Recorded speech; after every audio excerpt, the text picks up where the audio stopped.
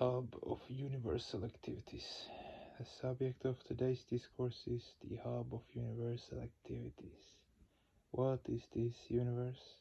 This universe is a collection of numerous waves of various lengths. Not only the 5 inferences Tanmatras, but each and every manifestation of this universe is completely vibrational. Everything is moving according to a particular system. Nothing is linear. Everything is pulsative or systolic. The manifestation of human life is an expression of different energies. Everything is emanating from a nucleus, and this nucleus is the hub of universal activities. Here, activities do not mean only physical activities. They mean all sorts of activities, actional, intellectual, indeed anything existential. All these expressions arise within the scope of action. All the microcosms emanate from Paramapurusha and finally return to him. This movement of microcosms also takes place in the form of emanated waves. Nothing can go beyond this fixed law. This particular movement of the microcosms has not only a particular rhythm, it has a particular form as well. For instance, all the celestial bodies we notice in the sky have their respective forms and colors. Those bodies are neither circular nor oval. They all have a particular irregular shape. Similarly, the orbit of the microcosms has a particular form. In the manifested world, from small to smallest and from big to biggest, all the creatures vary in their shapes and sizes. Within an atomic structure, there is a nucleus around which so many electrons are moving in a particular flow. If there is the slightest variation, the balance of the atomic structure is jeopardized, and the equipoise is lost. The fusion and fission of atomic structures releases a tremendous amount of force, and for the greater welfare of humanity, we can bring about imbalance in the atomic structure and amass a certain amount of energy thereby. In molecular structures, it is the same as the system of our planet, each in which the moon is revolving around the earth, according to a fixed system. In our vast solar system too, such a law is equally operating. The sun remains fixed, and planets and satellites are moving around it. Likewise, the cosmological order has a rotational movement, and it too is neither round nor oval. It also has a particular irregular shape. It is somewhat like the solar system, but very vast in comparison. According to some persons, this universe is infinite, but this is not true, as this universe also is a created manifestation of the Supreme Consciousness. Due to the influence of the static principle of Prakriti, it is bound to have a particular shape and form. And since it is under the static principle, it must be under bondage and limitations. Hence the universe is certainly finite, although it is very vast. It is not infinite or ananta. It is a vast manifested body of Paramapurusha, and this body also has a nucleus of its own.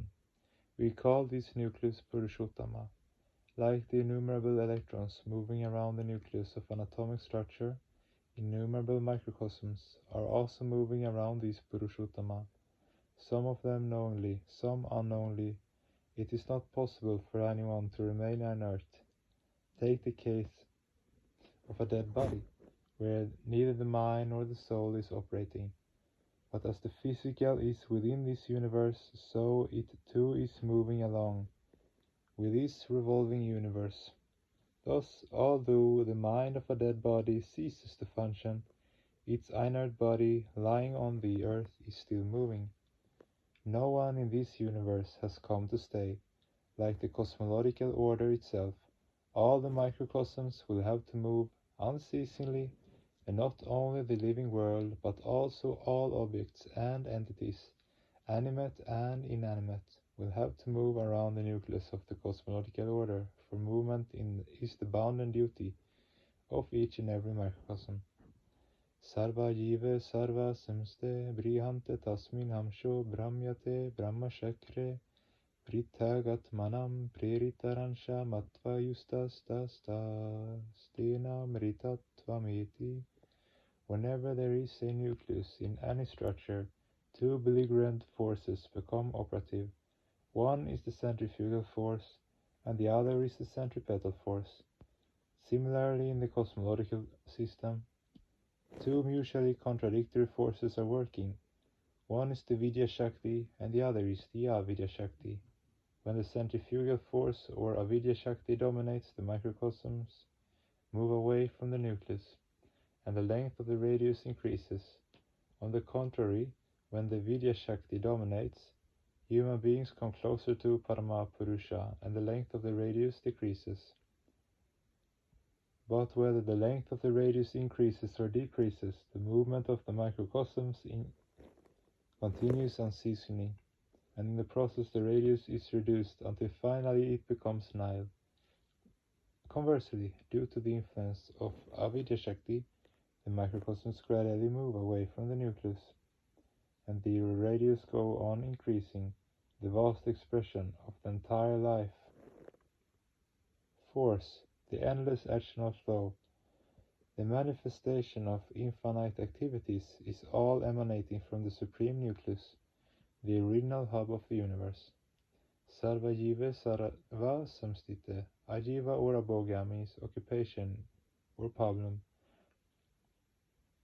Not only the physical body, but the mind also requires a problem. Whatever object the mind confines itself to, that is its problem. Physical problem is called ajiva in Sanskrit, but mental problem is called abhoga. The object with which the mind is preoccupied or obsessed is its psychic problem or abhoga. All microcosms, birds, animals, human beings, with their respective psychic pabula, are constantly moving around the universal hub. Now the question is, how long shall the movement continue? In this universe, the influence of various samskaras, all are moving along their own orbits with different ideations. It is an interesting phenomenon that the thought of no two persons are alike. If you attend a gathering of 5,000 people, you will notice that all those 5,000 people have different thoughts and ideas, and according to their internal samskaras, some of them are developing new thoughts and ideas. Likewise, so many mental pabula, so many mental thoughts are moving along with so many physical structures, so many objects, and living beings of kaleidoscopic colors and characteristics are moving on. In the vast multitude of people, some are short, some tall, some white, some black, some fat and stocky, some lean and thin.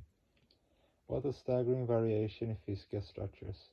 Just as there is immense difference in the physical structures, so also there is difference in their internal thoughts and ideas. Strange indeed. And Paramapurusha, seated in the middle of this cosmological order, is merely smiling to see that his vast and mysterious universe of animate and inanimate creatures is moving around him as the nucleus. Here the living world does not only include human beings, it also includes birds, animals, reptiles, trees and plants. I have described this endless movement of microcosms around the nucleus as an eternal dance around the Supreme. I call it a dance because this movement of the microcosms is also proceeding in a rhythmic vibration, alternately rising and falling. Thus, it is not an ordinary movement, it is a veritable dance.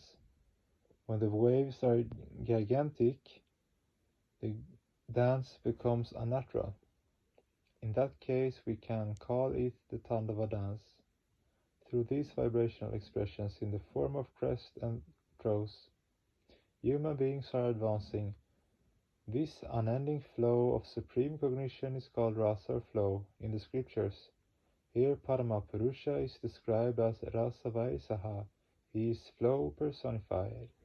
Regarding human beings, it has been said that they are rational animals, but I do not subscribe to this view. In my opinion, human existence is an ideological flow.